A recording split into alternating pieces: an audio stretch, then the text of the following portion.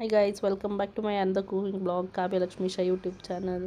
ಇವತ್ತು ನಾವು ಒಂದು ಸ್ಪೆಷಲ್ ಡಿಶ್ ಮಾಡ್ತಾಯಿದ್ದೀವಿ. ಅದು ಏನಂದರೆ ಬ್ರೆಡ್ ಟೋಸ್ಟ್. ಅದು ಹೆಲ್ತಿಯಾಗಿರಲಿ ಅಂತ ನಾವು ಈಗ ಪನ್ನೀರನ್ನ ಈಗ ತುರ್ಕೊತಾ ಇದ್ದೀವಿ ನೋಡಿ. ಫಸ್ಟ್ ಈರುಳ್ಳಿ ಮತ್ತು ಟೊಮೆಟೊನ ಕಟ್ ಮಾಡಿ ಇಟ್ಕೊಂಡಿದ್ದೀವಿ. ಆಮೇಲೆ ಪನ್ನೀರನ್ನ ತುರ್ಕೊತಾ ಇದ್ದೀವಿ.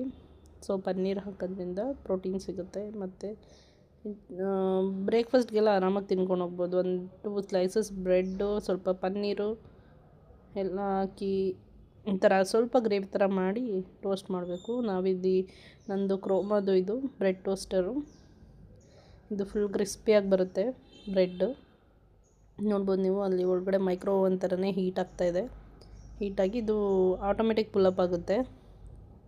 ಅಲ್ಲೊಂದು ಬಟನ್ ಕೊಟ್ಟಿರ್ತಾರೆ ಸೈಡಲ್ಲಿ, ಅದನ್ನು ಪ್ರೆಸ್ ಮಾಡಿದ್ರೆ ಸಾಕು, ಅದು ಮೇಲ್ಗಡೆ ಬಂದುಬಿಡುತ್ತೆ ಹಂಗೆ ಬ್ರೆಡ್. ನಂಗೆ ಸ್ವಲ್ಪ ಹುಷಾರಿಲ್ಲದೆ ಇರೋದ್ರಿಂದ ನನ್ನ ವಾಯ್ಸು ಸ್ವಲ್ಪ ಕಿರಿಕಿರಿ ಮಾಡ್ಬೋದು, ಕ್ಷಮೆ ಇರಲಿ. ನೋಡಿ ಅಲ್ಲಿ ಯಾವ ರೀತಿ ಅದು ಕ್ರಿಸ್ಪಿನೆಸ್ ಬರೋದೇ ಹಾಗೆ. ಈಗ ನಾವು ತವಾ ಮೇಲೂ ಮಾಡ್ಕೋಬೋದು, ಬಟ್ ಟೈಮ್ ಹಿಡಿತೆ ಅಂತ ನಾವು ಇದ್ರಲ್ಲಿ ಮಾಡ್ತಾಯಿದ್ದೀವಿ ಅಷ್ಟೇ. ಈಗ ನೆಕ್ಸ್ಟ್ ಅದು ಫುಲ್ಲು ಕಲರ್ ಬರುತ್ತೆ, ಅದು ನಮ್ಗೆ ಗೊತ್ತಾಗುತ್ತೆ. ಆಗ ಬಟನ್ ಪ್ರೆಸ್ ಮಾಡಿದ್ರೆ ಆಟೋಮೆಟಿಕ್ ಟಾಪಪ್ ಆಗುತ್ತೆ ಬ್ರೆಡ್ ಕ್ರಮ್ಸ್. ಫುಲ್ ಕ್ರಮ್ಸ್ ಅಂದರೆ ಫುಲ್ ಕ್ರಿಸ್ಪಿಯಾಗಿಯೇ ಬಂದಿರುತ್ತೆ.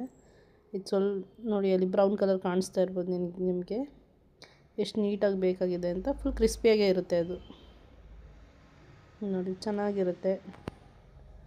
ನೋಡಿ ನೆಕ್ಸ್ಟ್ ಚೀಸ್ ತೊಗೊಂಡಿದ್ದೀವಿ. ಚೀಸು ಸ್ವಲ್ಪ ಅಂದರೆ ಚೀಸು ಸುಮ್ಮನೆ ಫ್ಯಾಟ್ ಎಲ್ಲ ಜಾಸ್ತಿ ಆಗಿಬಿಡುತ್ತೆ ಅಂತ ಜಾಸ್ತಿ ಹಾಕಿಲ್ಲ ನಾವು, ಸ್ವಲ್ಪನೇ ಚೀಸ್ ಹಾಕಿದ್ದೀವಿ.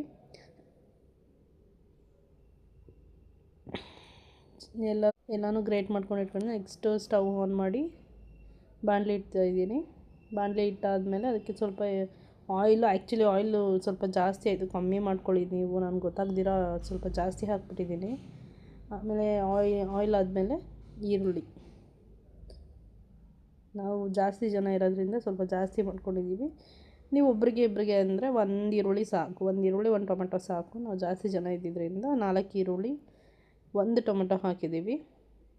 ಆಮೇಲೆ ಚಿಲ್ಲಿ ಪೌಡರ್, ಇದು ಮನೇಲಿ ಮಾಡಿರೋದು, ಸ್ವಲ್ಪ ಅದಕ್ಕೆ ಕಲರ್ ಕಮ್ಮಿ ಇದೆ. ಆಮೇಲೆ ಗರಂ ಮಸಾಲ ಹಾಕಿದ್ದೀವಿ. ಸಾಲ್ಟ್ ಹಾಕಿದ್ದೀನಿ, ಅದು ಕ್ಲಿಪ್ಪಿಂಗು ಎಡಿಟ್ ಆಗಿಬಿಟ್ಟಿದೆ. ಆಮೇಲೆ ಪನ್ನೀರ್ ಹಾಕಿದ ತಕ್ಷಣ ನೀವು ತಿರುಗಿಸ್ಕೊತಾ ಇರಬೇಕು, ಇಲ್ಲಾಂದರೆ ಅದು ತಳ ಹಿಡಿಯೋ ಚಾನ್ಸಸ್ ಜಾಸ್ತಿ ಇರುತ್ತೆ. ಸೊ ಅದೆಲ್ಲ ಆದಮೇಲೆ ಸ್ಟಫಿಂಗ್ ಮಾಡ್ಕೋಬೇಕು. ಚೀಸು ಹಾಕಿದ್ದೀವಿ ಅದರಲ್ಲೇ. ಚೀಸು ನಿಮಗೆ ಗೊತ್ತಾಗ್ತಾ ಇಲ್ಲ, 2 ಒಂದೇ ಥರ ಇರೋದ್ರಿಂದ 2 ಹಾಕಿದ್ಮೇಲೆ ಸ್ಟಫಿಂಗ್ದು ವಿಡಿಯೋ